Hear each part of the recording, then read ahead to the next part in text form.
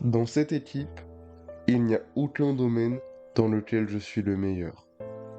Que ce soit en récep, en attaque, au bloc, à la passe et même au service, il n'a rien de spécial. Mais aujourd'hui, on va parler de Tanaka Ryonosuke. À première vue, un des persos les plus banals de Haikyuu. Rien qu'à voir son chara design, il y a combien de persos comme lui? La blague va encore plus loin que ça, parce que l'auteur nous révèle dans sa fiche de perso que ça l'énerve qu'on lui dise qu'il a un nom trop banal. Vraiment, l'auteur ne lui a rien donné de spécial au volet, ni dans son chara design, ni dans son prénom. Le pauvre, il a rien pour lui. Au début, c'est ce que je lui reprochais à ma première lecture. Mais au final, ça peut aussi s'avérer être une force. Car n'importe quel spectateur peut se reconnaître en lui. Parce que malgré ça, Tanaka est probablement un des personnages les plus attachants de Haikyuu.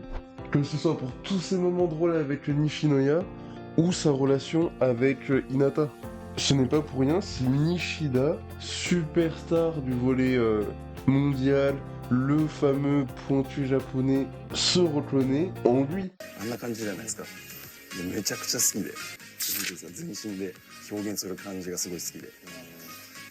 Tanaka, c'est un personnage simple, comique, qui aide vraiment l'histoire, que ce soit en amenant une bonne ambiance, en ayant des interactions très vivantes avec les autres personnages, ou parce que il peut servir un petit peu de faire valoir pour mettre en avant d'autres personnages. Tout ça sans forcément prendre beaucoup de place sur l'intrigue principale et sans ralentir le rythme de l'histoire. Il contribue à faire de Karasuno une équipe soudée et essaie de veiller sur tout le monde. Par exemple, il était prêt à faire n'importe quoi pour permettre à Hinata et Kageyama de venir au clan d'entraînement. Et quand on y réfléchit, c'est lui que Yachi appelle quand Hinata et Kageyama se disputent pour les séparer. Mais Haikyuu reste malgré tout une œuvre centrée autour du volley. L'esprit d'équipe, une bonne mentalité, c'est évidemment essentiel. Mais encore faut-il être suffisamment doué pour pouvoir jouer les matchs et que ça puisse profiter à l'équipe.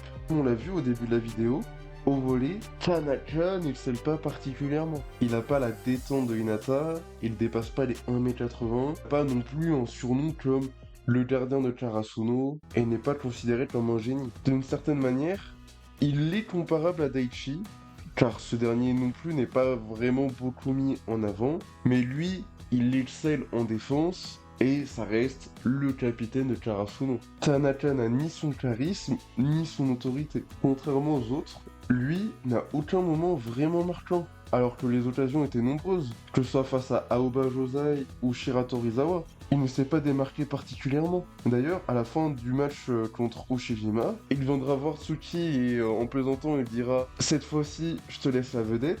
Mais bon, c'est franchement de l'ironie. Mais à ça, c'est Ukai qui lui répondra que lui a assuré sur le plan mental. S'il y a bien une chose sur laquelle on insiste bien au sujet de Tanaka, c'est que sur le plan mental, c'est lui le plus solide. Et d'ailleurs, c'est le seul élève de première à n'avoir jamais abandonné Karasuno. Alors que pourtant, parmi les premières, il y a aussi Nishinoya. Le seul vrai moment où on s'attarde sur lui, c'était pendant le camp d'entraînement, pendant un petit match difficile. À un moment donné, il s'est mis à flipper du bloc adverse et n'a pas appelé la balle. Et il s'en est voulu pour ça.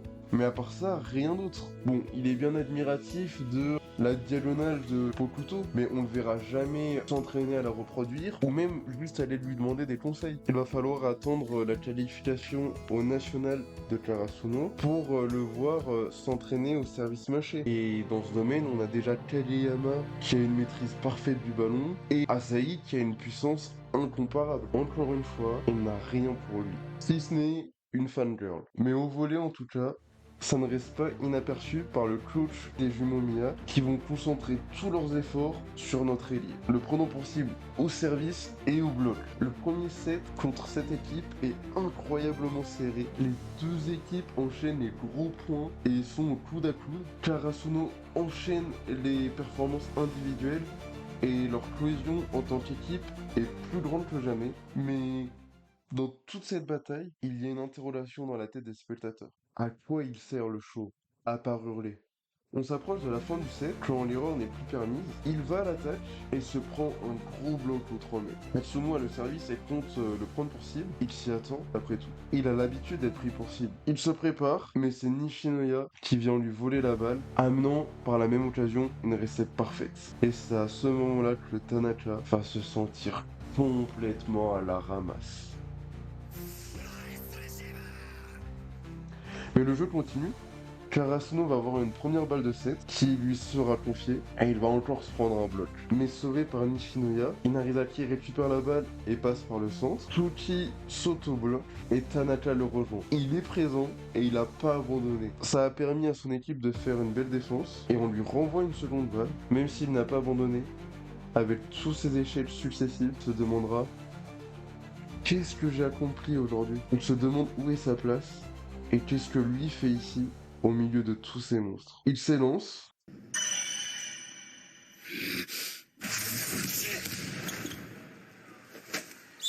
Et de justesse, il rate. Et à ce moment, Bokuto dira « La moindre faute commise donne le sentiment d'être complètement nul. » Mais encore une fois, et comme toujours, il gardera la tête haute devant ses camarades. Devant ses camarades seulement. Inarizaki reprend le service, et Tanaka montre tout son acharnement en hurlant. Et ça va d'ailleurs faire rager Rintaro. Normalement, à ce moment de la partie, tu baisses sa tête et t'évites le roller de tes camarades. La balle arrive sur Kageyama, qui ne pourra plus faire la passe. Tsukishima s'y colle. Et tout le monde sait que c'est à Tanaka de recevoir la balle, car c'est lui le seul ailier à l'avant. Tout le monde l'attend, et ça va l'intimider. Mais il va se souvenir de cette fois où il s'était mis à flipper pendant le camp d'entraînement.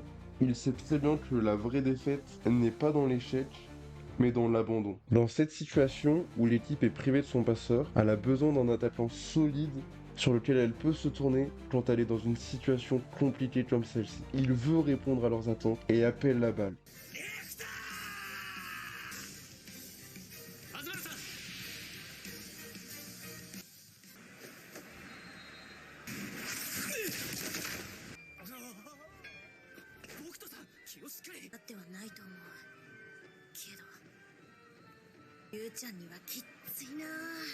Pour un attaquant, c'est une grande fierté de recevoir une passe.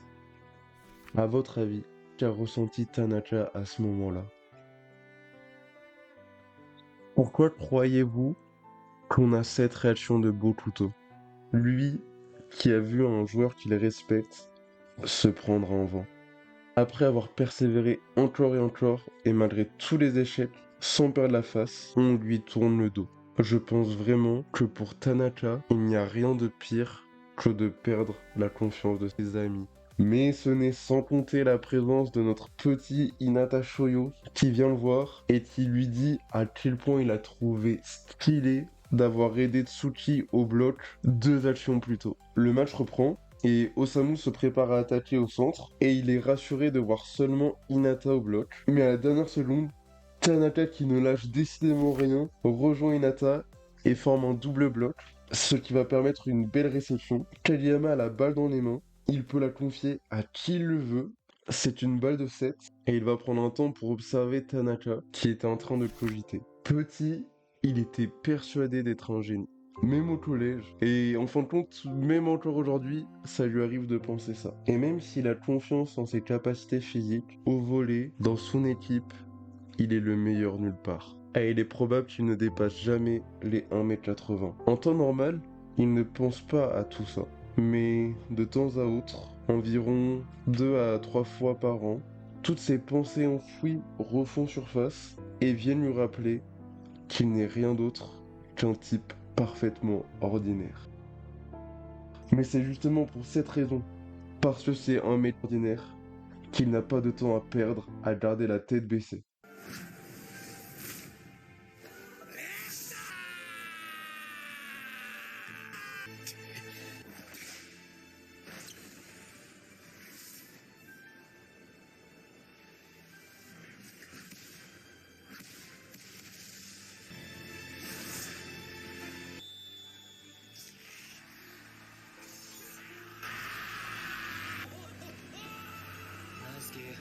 Tanaka, sur bien des aspects, c'est effectivement un personnage très ordinaire. Mais même s'il ne reste qu'un bon personnage secondaire, il est avant tout l'incarnation de l'acharnement.